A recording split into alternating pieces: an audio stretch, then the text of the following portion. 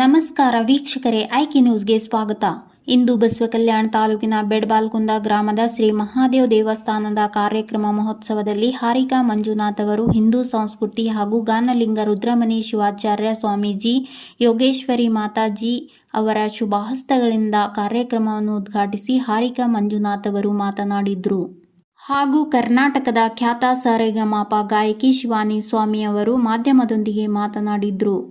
ಈ ಸಂದರ್ಭದಲ್ಲಿ ಅಭಿಮನ್ಯು ಪಾಟೀಲ್, ದಯಾನಂದ್ ಕಾರ್ಬಾರಿ, ಸೋಮಶಂಕರ್ ಗಂಗಪ್ಪ, ಮಹೇಶ್ ಖರ್ಸಂಗ, ಮಹೇಶ್ ಬಿರಾದಾರ್, ದೇವಾನಂದ ಸ್ವಾಮಿ, ಸಂತೋಷ್ ಶೆಟ್ಟಪ್ಪ, ಸತೀಶ್ ಖರ್ಸಂಗ, ಪ್ರಶಾಂತ್ ಕಾರ್ಬಾರಿ, ಧನರಾಜ್ ಭೂಸೆ ಹಾಗೂ ಬೆಡಬಾಲ್ಕುಂದ ಗ್ರಾಮಸ್ಥರೆಲ್ಲರೂ ಉಪಸ್ಥಿತರಿದ್ದರು.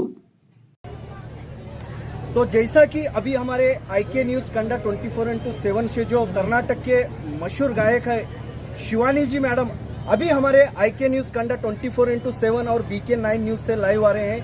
अभी हमारे IK न्यूज़ कंडा 24/7 से लाइव, जैसा कि यहाँ जो महादेव मंदिर का इनॉग्रेशन था यहाँ पर उनका विजिट हो गया है. अभी हमारे IK न्यूज़ कंडा 24/7 से लाइव आ रहे हैं. ಮೇಡಮ್ ರೀ, ಏನು ಹೇಳ್ಬೋದು ವಿಶೇಷ ಬಸವಕಲ್ಯಾಣ ತಾಲೂಕಿನ ಹುಣಸೂರು ತಾಲೂಕಿನ ಬೆಟ್ಟಬಾಲ್ಕುಂದ ಗ್ರಾಮಸ್ಥರಿಗೆ ಜೋರಿಗೆ ಸಮೀಪಡಿಸಿ. ಎಲ್ಲರಿಗೂ ನಮಸ್ಕಾರ, ಶರಣು ಶರಣಾರ್ಥಿ, ಓಂ ನಮಃ ಶಿವಾಯ್. ನಮ್ಮ ಬಸವಕಲ್ಯಾಣ ತಾಲೂಕಿನ ಸುಕ್ಷೇತ್ರ ಬೆಟ್ಟಬಾಲ್ಕುಂದ ಗ್ರಾಮದ ಶ್ರೀ ಮಹಾದೇವ ದೇವಸ್ಥಾನದಲ್ಲಿ 12ನೇ ಜ್ಯೋತಿರ್ಲಿಂಗ ಪ್ರಾಣ ಪ್ರತಿಷ್ಠಾಪನೆ ಹಾಗೂ ದೇವಸ್ಥಾನದ ಕಳಸಾರೋಹಣ ಹಾಗೂ ಲಿಂಗದೀಕ್ಷೆ ಜಪಯಜ್ಞ ಕಾರ್ಯಕ್ರಮಕ್ಕೆ ನಾನು ಬಂದಿದ್ದೇನೆ. ನಮ್ಮ ಪರಮಪೂಜ್ಯ ಶಟಸ್ಥಲ ಬ್ರಹ್ಮಿ ಶ್ರೀ ರಾಜೇಶ್ವರ ಶಿವಾಚಾರ್ಯ ಮಹಾಸ್ವಾಮಿಗಳು ಹಿರೇಮಠ ಮೆಹಕರ್ ತಡೋಳ್ ಇವರ ದಿವ್ಯ ಸಾನ್ನಿಧ್ಯದಲ್ಲಿ, ಅದೇ ರೀತಿ ಪರಮಪೂಜ್ಯ ಯೋಗೇಶ್ವರಿ ಮಾತಾಜಿ ಆರುಢಾಶ್ರಮ, ಗುರುಣಾಪುರ ತಾಲೂಕಾ ಜಿಲ್ಲಾ ವಿಜಯಪುರ ಇವರ ದಿವ್ಯ ಸಾನ್ನಿಧ್ಯದಲ್ಲಿ ಒಂದು ಪ್ರಾಣ ಪ್ರತಿಷ್ಠಾಪನೆ ಕಾರ್ಯಕ್ರಮ ನಮ್ಮ ಬೆಟ್ಟಬಾಲ್ಕುಂದದಲ್ಲಿ ನಡೀತಾ ಇದೆ. ಸೊ ಭಾಳ ಖುಷಿ ಆಗ್ತಾ ಇದೆ ಇಲ್ಲಿ ಬಂದು. ನಮ್ಮ ಎಲ್ಲ ಪೂಜ್ಯ ಗುರುಗಳು ಅವರ ಒಂದು ಧರ್ಮ ಕಾರ್ಯ ಇಲ್ಲಿಂದ ನಮ್ಮ ಧರ್ಮ ಉಳಿತಾ ಇದೆ.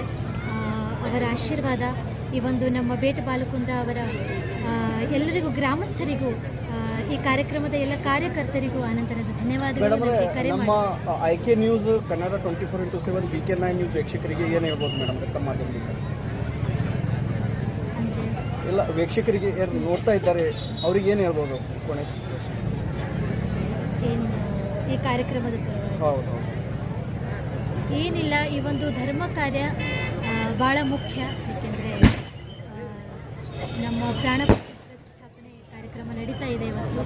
12 ಜ್ಯೋತಿರ್ಲಿಂಗ ಇದೆಲ್ಲ ಕಾರ್ಯಕ್ರಮ ನಡೀತಾ ಇದ್ದರೆ ನಮ್ಮ ಧರ್ಮ ಕಾರ್ಯ ಉಳಿತಾ ಇದೆ, ನಮ್ಮ ಧರ್ಮ ಉಳಿತಾ ಇದೆ.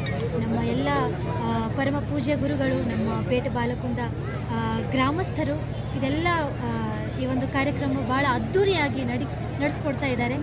ಇದೇ ರೀತಿ ತಾವೆಲ್ಲರೂ ನಮ್ಮ ಧರ್ಮವನ್ನು ಉಳಿಸ್ರಿ, ನಮ್ಮ ದೇವರಿಗೆ ಇದೇ ರೀತಿ ಭಕ್ತಿ ತೋರಿಸ್ರಿ ಅಂತ. Okay, thank you. ಹಲೋ.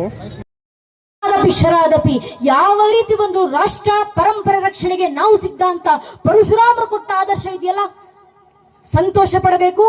ಆ ಆದರ್ಶ ಜೀವಂತ ಸಾಕ್ಷಾಗ್ತಿರೋದನ್ನ ಕಣ್ ತುಂಬಿಸಿಕೊಳ್ಳುವಂತ ಕಾಲಘಟ್ಟದಲ್ಲಿ ನಾವೆಲ್ಲ ಬದುಕ್ತಿದ್ದೀವಿ.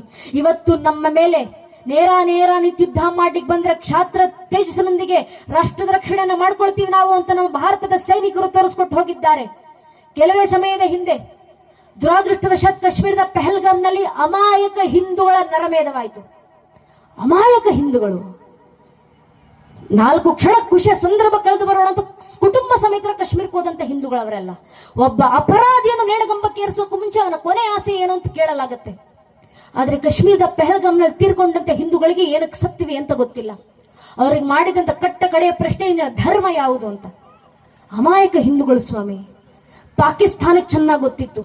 ಉರಿ ಸೆಕ್ಟರ್ ಮೇಲೆ ದಾಳಿ ಆದಾಗ ಭಾರತ ನಮ್ಮ ಮೇಲೆ ಸರ್ಜಿಕಲ್ ಸ್ಟ್ರೈಕ್ ಮಾಡಿದೆ. ಪುಲ್ವಾಮಾದಲ್ಲಿ ದಾಳಿ ಆದಾಗ ಭಾರತ ನಮ್ಮ ಮೇಲೆ ಏರ್ ಸ್ಟ್ರೈಕ್ ಮಾಡಿದೆ. ಇವತ್ತು ಕಾಶ್ಮೀರದ ಪಹಲ್ಗಾಮ್ನಲ್ಲಿ ದಾಳಿ ಆಗಿದೆ. ಭಾರತ ಮತ್ತೆ ನಮ್ಮ ವಿರುದ್ಧ ಯುದ್ಧಕ್ಕೆ ನಿಲ್ಲುತ್ತೆ. ಪಾಕಿಸ್ತಾನಕ್ಕೆ ಚೆನ್ನಾಗಿ ಗೊತ್ತಿತ್ತು. ಅದಕ್ಕಂತಲೇ ಪಾಕಿಸ್ತಾನ ಯುದ್ಧಕ್ಕೂ ಸಜ್ಜಾಗಿ ಬಂತು. ಪಾಕಿಸ್ತಾನ ಅಮೆರಿಕದಿಂದ ಫೈಟರ್ ಜೆಟ್ಗಳನ್ನು ತರಿಸಿ ಕಾರ್ಯಕರ್ತರಿಗೆ ಊರಿನಲ್ಲಿ ಒಂದು ಈ ರೀತಿ ಧಾರ್ಮಿಕ ಸಭೆ ಕಾರ್ಯಕ್ರಮ ಆಯೋಜನೆ ಮಾಡಬೇಕಂದ್ರೆ ವಾರಗಟ್ಟಲೆ ತಿಂಗಳಗಟ್ಟಲೆ ಮನೆ ಬಿಟ್ಟು ಊಟ ಬಿಟ್ಟು ನಿದ್ದೆಗೆಟ್ಟು ಮನೆಯಲ್ಲಿ ಕೆಲಸ ಇಲ್ಲ ಅಂತಲ್ಲ, ಮನೆಯಲ್ಲಿ 108 ಕೆಲಸ ಇದ್ರು ಮನೆ ಕೆಲಸ ಆಮೇಲೆ ಮೊದಲು ಧರ್ಮದ ಕೆಲಸ, ದೇಶದ ಕೆಲಸ, ಊರಿನ ಜನರ ಜಾಗೃತಿ ಕೆಲಸ ಆಗಬೇಕಂತ ಮನೆ ವೈಯಕ್ತಿಕ ಕೆಲಸವನ್ನ ಬದಿಗಿಟ್ಟು ಬಂದು ಧರ್ಮದ ಕಾರ್ಯಕ್ರಮಕ್ಕೋಸ್ಕರ ಶ್ರಮಿಸಿರುವಂತ ಕಾರ್ಯಕರ್ತರಿರ್ತಾರೆ. ಆ ಕಾರ್ಯಕರ್ತ ಅಣ್ಣಂದಿರಿಗೆ ನಾವು ಏನ್ ಗೌರವ ಸಲ್ಲಿಸುವ ನನಗೆ ಗೊತ್ತಿಲ್ಲ, ಆದ್ರೆ ಸೇರುವಂತ ಸಾವಿರಾರು ಜನ ಭಕ್ತಾದಿಗಳಲ್ಲಿ ಕೈ ಮುಗಿದು ವಿನಂತಿ, ದಯವಿಟ್ಟು ಕಾರ್ಯಕ್ರಮ ಮುಗಿಸ್ಕೊಂಡು ವಾಪಸ್ ಹೋಗೋಕ್ಕೂ ಮುಂಚೆ ನಿಮ್ಮ ಸುತ್ತಮುತ್ತ ಹೆಗಲ ಮೇಲೆ ಕೇಸರಿ ಶಲ್ಯ ಹಾಕೊಂಡು ನಿಂತಿರುವಂತ ಧರ್ಮದ ಕಾರ್ಯಕರ್ತ ಅಣ್ಣಂದಿರಿದ್ದಾರೆ, ಮಠಕ್ಕೋಸ್ಕರ ಶ್ರಮಿಸ್ತಿರುವಂತ ಕಾರ್ಯಕರ್ತರಿದ್ದಾರೆ. ದಯವಿಟ್ಟು ಆ ಕಾರ್ಯಕರ್ತ ಅಣ್ಣಂದಿರ ಹತ್ರ ಹೋಗಿ ಅವರ ಹೆಗಲ್ ತಟ್ಟಿ, ನಿನ್ನ ವೈಯಕ್ತಿಕ ಕೆಲಸವನ್ನ ಬದಿಗಿಟ್ಟು ಬಂದು ಧರ್ಮದ ಕೆಲಸ ಮಾಡ್ತಿದ್ಯಲ್ಲಪ್ಪ, ನಿನ್ನ ನೋಡಿದ್ರೆ ಹೆಮ್ಮೆನಿಸುತ್ತೆ ಅಂತ ಆ ಕಾರ್ಯಕರ್ತ ಅಣ್ಣಿದ್ರೆ ಹೆಗಲ್ ತಟ್ಟಿ ಶಬಾಷ್ ಅಂತ ಹೇಳಿ ಹೋಗಿ ಸಾಕು. ನಮ್ಮ ಕಾರ್ಯಕರ್ತರಿಗೆ ನಾವು ಕೊಡುವಂತ ಗೌರವ ಇದೆ. ಧರ್ಮೋ ರಕ್ಷ